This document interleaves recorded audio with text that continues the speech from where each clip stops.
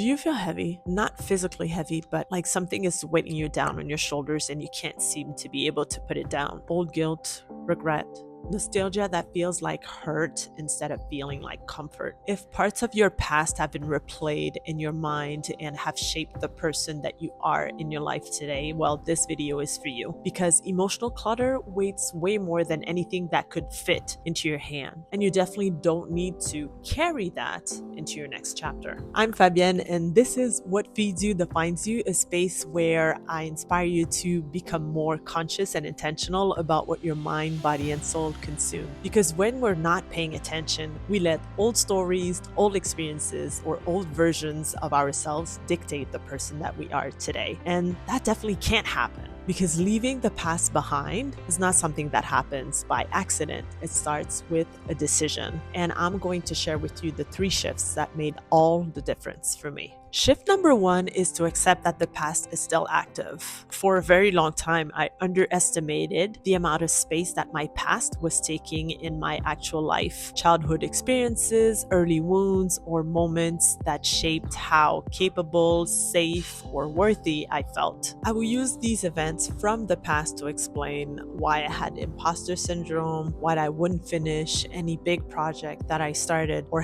why it was hard for me to get involved into deep relationships. And these wounds, they weren't really quiet. They would resurface each time I was trying to grow and become a better version of myself. Healing is really a lifelong journey, and for me, it's been hypnotherapy, therapy, coaching, energy work. But the real shift happens with only one decision, deciding that the past will not shape your future anymore. And just doing that, you're taking back the control of your life. It's as if like you're taking back the driver's seats of your car. You are in control. Once we see the pattern, we have a choice. It's either we repeat it or we learn from it. So shift number 2 has to do with extract the lessons. If we don't learn from past experiences, then we'll have a tendency to repeat the same patterns. So it's definitely crucial to ask yourself the questions. How much of a responsibility do I have in what occurred? What is that experience here to teach me? Where did I give my power away in this situation? I remember having a deep conversation with fellow cancer survivor, and she actually expressed that cancer was her wake-up call. She wasn't used to enjoy the present. She was always thinking too much about the future and worrying a lot about that. And she said that this was a reset for her and allowing her to realize that life is filled with present moments and she had to focus on that. For me, the lessons came from things that didn't work out.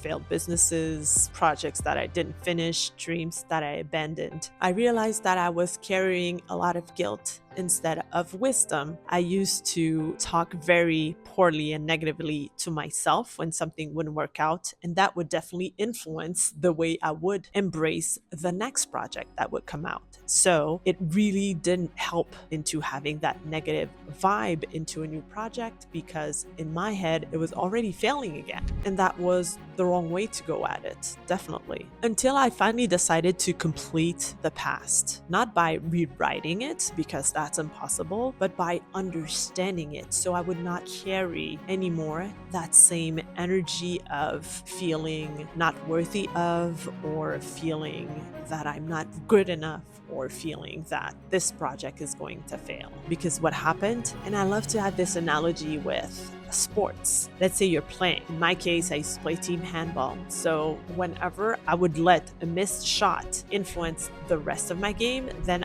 I would not play a great game. But if I would forget about that mistake and focus on the present moment and on the situations that I had or the other opportunities to score, to block a shot, to be great at defending, or to help a teammate by assisting, by giving a great pass, well, it was because I was able to shift from having this past missed shot influence the rest of the game or disconnect from it and know that I have the power and the potential to shift things things and go to the goal again and score again and pass that great pass again and still play a great game. It's exactly the same in life. When you keep on having this past as a bullet, when you keep on having the past as something very heavy on your shoulders, then it's going to be harder for you to have your full energy into embracing what's next for you. And once the lessons were clear, the grip loosened, but there was still one thing that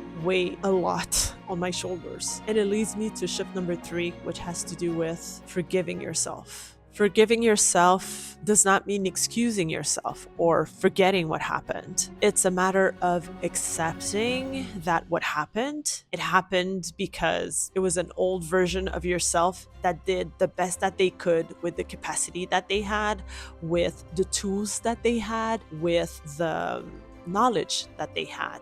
And that's okay. The self-judgment, the negative talk, it keeps the wound open. But when you forgive yourself, it actually closes it, it heals it. Let me give you an exercise that you can do for yourself to forgive yourself. You can write those things that you want to forgive yourself for on a piece of paper. You put it in the toilet and you flush it. It's very representative that it's gone, that you took the lessons out of it, but now your energy is clear, it's ready, and it's fully present to be able to tackle what's next in your life in the best way possible with your full potential and energy. And that's a symbol to definitely let that go. And these shifts, they will not happen overnight. It's a lifelong journey and it's a work in progress. You have to be gentle with yourself and you have to be compassionate with yourself. You have to be empathetic with yourself. And yes, sometimes it will definitely feel uncomfortable, but it's definitely worth the journey. With consistency and doing that daily work,